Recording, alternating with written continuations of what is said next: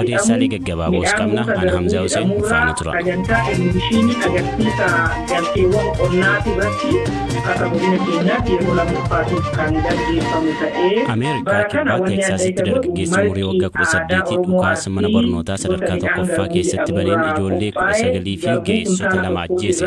Dargaggeessi hidhate kun mana barumsaa ijoolleen umurii 7 haga 10tti baratanitti dhukaasa erga banee booda poolisootaan ajjeefameera. Eliyaas Mulugeetaa dabalatasaa isinitti hima.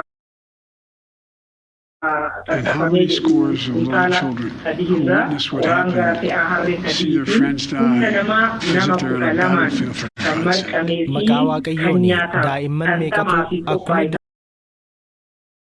dirree waraanaa jiranitti hiriyoonni isaanii midhaan haga sanaa akkasumas immoo dhadhaa haga sanaa barbaree haga sanaa waan guddaadha waan salphaa miti meeshaa akkamitti hojjetanii uumama danda'amaa waan jedhu namni taatee kana hordofee haasaa White Houseitti taasisaniin kana jedhan.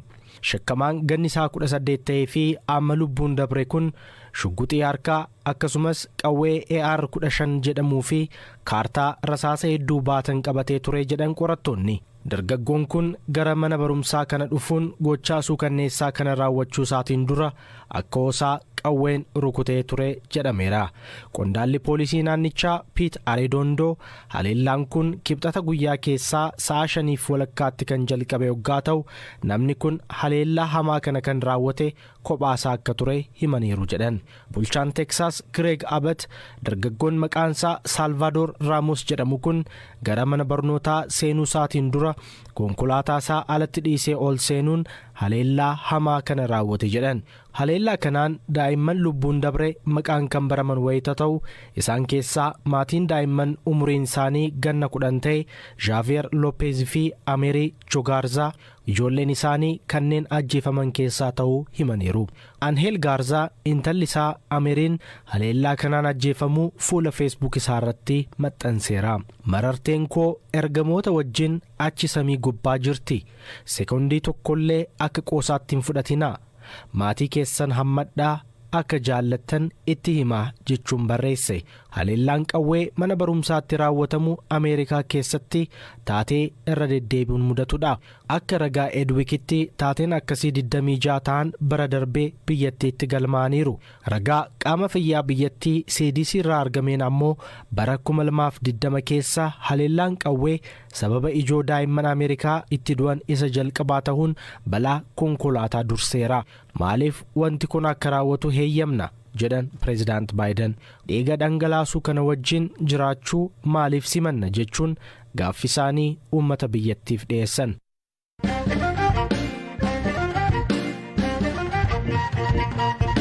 Qondaalli adda bilisummaa Oromoo Koloneel Gammachuu Ayyaanaa guyyaa har'aa mana hidhaatii gadhiifamanii maatii isaaniitti makamuu abukaatoon isaanii obbo Tuulii Baay'isaa BBC'tti himan. Koloneel Gammachuun murtee dhaddacha ijibbaataa federaalaa kaleessa darbe hordofeeti ka gadhiifaman. Akkasumas erga koomishiniin mirgoota namoomaa Itoophiyaa qondaaltonni fi miseensonni ABO beekamtii seeraa malee mana hidhaa jiran akka gadhiifaman gaafateeti. Qondaalli kun dhaaba isaanii waliin erga Eertiraa irraa biyyatti deebi'anii akka lakkoofsa Itoophiyaa bara 2011 shororkeessummaan shakkamanii hidhamanii haga yoonaa mana hidhaa turan. Dhimma Koloneel Gammachuu irratti abukaatoo Tuulii Baay'isaa dubbiseera.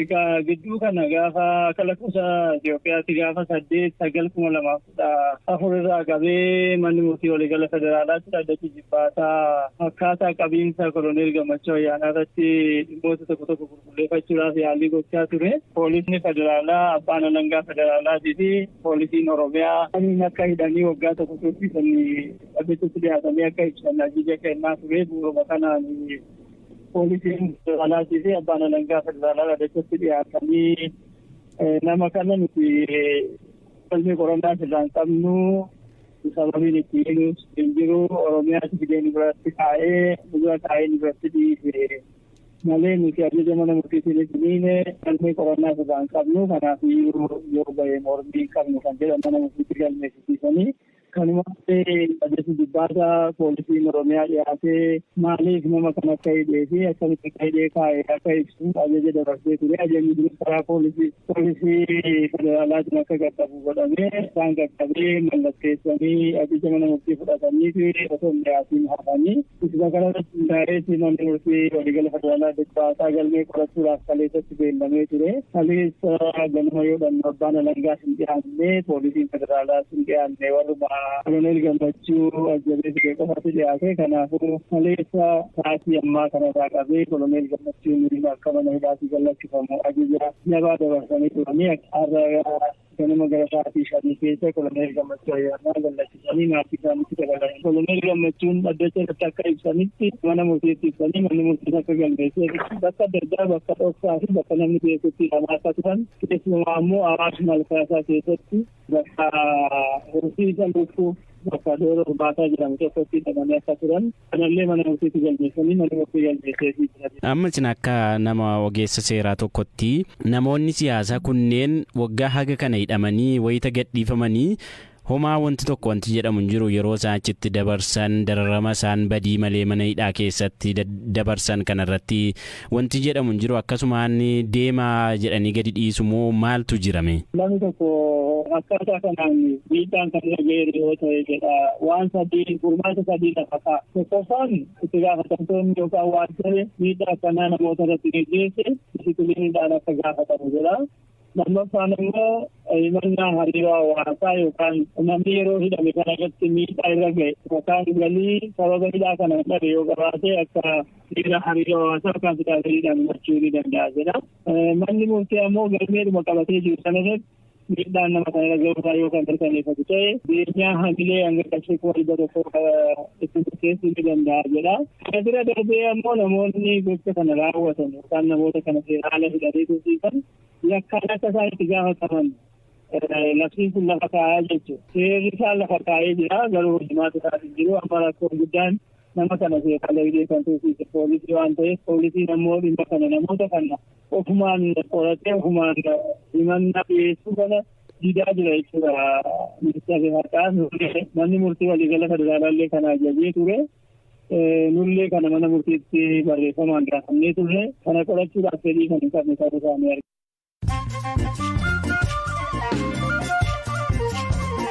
Amma immoo oduun gaggabaabsee isinitti himaa daandiin qilleensaa Itoophiyaa xiyyaarota booying meeshaa itti deddeebisu kaargoo 5777 jedhaman kaampaanicharraa ajajuusaa hime. Hojii gaggeessaan dhaabbatichaa obbo Masfiin Xaasoo xiyyaaronni 775 amma xiyyaarota fe'umsaa qabnutti dabalu kunniin opereeshinii keenya guddachaa jiruun akka wal simsiisnuuf nu gargaaraa jedhan. Keniyaan oomishaa fi tajaajiloonni dijitaalaa hundi namoota qaama miidhamtootaaf akka mijatuuf istaandardii biyyaalessaa ifa goote. Jaarroleen tajaajila mootummaa intarneetarraa fayyadamuu hin dandeenyes qajeelfamni kun guddoo isaan fayyada jedhameera. Tuniiziyaatti bidiruun namoota 100 feetee yabalaa turte erga dhidhimtee booda eessa buuteen namoota 76 dhabame. Ejensiin godaantotaa UN IOM akka himetti haga ammaa reeffi nama tokko yoo argamu 30 ammoo eegdota galaanaa Tuniiziyaan baraaramaniiru. Tuniiziyaan biyyoota Afrikaa kaabaa godaantonni gara Awurooppaa godaanuu yaalan akka ce'umsaatti itti fayyadaman keessaa ishee tokkodha. Kooriyaan kaabaa roobii barii baalistikii misaa'ilii 3 dhukaasuu waraanni Kooriyaa kibbaa himee aangawoonni Seoul keessaa akka jedhanitti misaa'ilonni garaagarummaa sa'a tokko gadii keessatti naannoo Pyongyang irraa dhukaafamanii kunis erga pirezidaantiin US Joe Biden imala naannichaa xumuranii ba'anii sa'aatiiwwan muraasa boodadha. Oduun keenya kanu.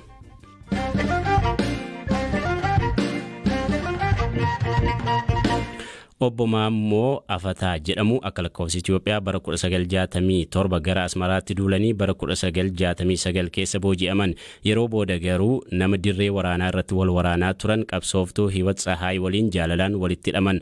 Obbo Maammoon bu'aa bayii fi seenaa jaalalaa isaanii irratti dhiyeenya kana Antu Bannaat mata duree jedhuun kitaaba barreessaniiru. Waan keessa darbaniif waa'ee kitaaba isaanii irratti akkasumas haala maatii isaanii yeroo ammaa irratti gaaffiif deebii waliin gooneerra. 1967tti kan lakkoofsa Itoophiyaatti jechuudha. Kutaa 9 kan ga'etti barnoota koo gidduutti kutee ministeera tokkoffaa booda gara Finfinneetti dhufe.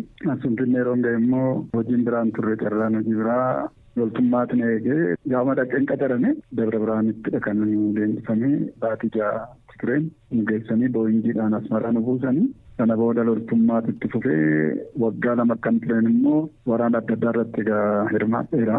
Ergasii gara magaalaa Karan jedhamu kiiloomeetirii 90 Asmaraa irraa kan fagaatu gara sitti hin deemee gara waggaa lama kan ture garuu waraana adda addaa. Anis miila koo bitaa kana rukutamee yeroo sana loltoota 165 wajjin booji'amne waggaa 5 turuu booda namoota bilisaa ta'anii. Kanaaf bara 1969 sana akka Amaariffaatti garuu baatii Maggaariit jedhamu kana keessa kan yeroo sanadha kan hin booji'ame. Erga booji'amtanii booda maaltu ta'e akkamiin jaalallee yookiin hiriyaa keessaniin akkamiin walitti dhuftanii? Bilisummaatti baane immoo EPLF kana bukkeen hiriire ishaan haadha manaa koo taate kan wajjin isheen qabsooftuu EPLFidha.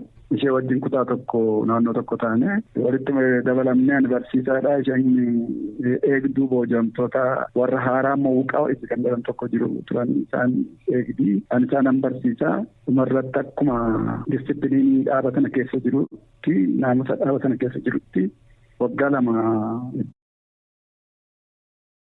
jaan wal jaallannee booda akka kaadhimmatamtootaatti nu eeyyamee wal kaadhimmannee hiriyoota taane. Sana booda immoo ammas gara waggaa lama akkas turanii immoo nu eeyyamame. Seenaa dhaabichaa keessatti namni qindiin 36 yeroo duraaf kan wal fuudhe gaafa cidha keenyaati. Tokko kun seena qabeessa godhee gaa'elicha lammata immoo Itoophiyaawiin tokko qabsooftuu Eertiraa miseensa EPLF yeroo duraatiif dirree waraana Eertiraa keessatti kan fuudhe waan ta'eef seenaa dhaaba keenyaa keessatti kuni seenaa guddaa ta'ee galmeeffameera jedhanii. Gaafa walitti dhuftan qormaati kun isin hin mudanne lammii Itoophiyaa irraa dhufanii lammii Eritiriyaa fuuchuun dhimmi kun qormaata isinitti hin taane jaalala keessan gidduutti. Kitaaba korra jira baay'ee qormaata ture gaa'ela sanarra hin ga'iin qormaata baay'ee ture. Nu mudateera garuu haati manaa koo kun baay'istee cimtuu kaayoo isheetti amantuu waan taateef jaalala ishee mafiixee itti deemsiftee. Isa booda hoo amma fakkeenyaaf achuma keessa jiraattanii achuma keessa turtammoo boodarra immoo gara boodaa kana Itoophiyaa fi Eertiraan iyyuu walitti kaanii wal waraanaa turanii yeroo sana hoo akkam taatanii? Inni amma bilisa Eertiraatti turre sarara hanga referendamitti achuma turre gara biyya keenyaatti deebinee biyya turre yeroo waraanni namni baadiyyeedhaan qarifa. Tole ulfaadhaame haalli gaa'ela keessanii akkuma yaaddan milkaa'aa ture moo deebi'ee moo ijoollee horattaniittu ijoollee hagam horattanii haala maatii keessanii natti himame waan ammarra jirtan? Akkuma jabaannee ijoollee keenya guddifannee galata Waaqayyoo haa ta'u ijoollee 4 godhannee 2 duruma achuma dirree waraanaatti dhalatan Sahal keessatti tokko Asmaraatti dhalatee gara tokkommaa Finfinneetti dhashini amma guddatanii hundumtuu mataa isaanii danda'ataniiru galata Waaqayyoo haa ta'u amma akaakayyoota ta'aniirra haala gaariirra jirra. Kitaabi keessan bal'aadha maalirratti xiyyeeffata kan jedhu waa'ee masaa gabaabsaan itti himame. Kitaabni kun jireenya wanni amma jenne kana yeroo baay'ee waraana cimaa waraana uummata fixetti gaggeeffame. Kanaaf seenaan kun akkasumatti lafatti hafuun qabu. Inni kan keenyaa seenaa guddaadha. Lammiileen namoonni wal waraanuuf wal ibsuuf walitti gamaa walitti dhukaasantu deebi'ee wal jaallatee immoo sanyii horee nama horee. Kanaaf kun firooma biyyooti kana lamaan gidduu jiru. Uummanni kun dogongoraan ammas lammata walitti duulee wal fixuun qabu. Yaada irraa ka'een barreesse. Dhaggeeffattoota keenya kanarraaf qabannee xumurree jirra. Dabalataaf gara marsariitii keenya akkasumas fuula feesbuukii keenya gortanii argachuu dandeessu. Sagantaa kana akka qopheesse Eliyaas Mulugeetaati. Ogeessi teeknikaa Oskaar Gungaa ture kan isiniif dhiyeesse an Hamzaa Huseenii haga bor walitti deebinutti nagaa waaqaa keessa bula.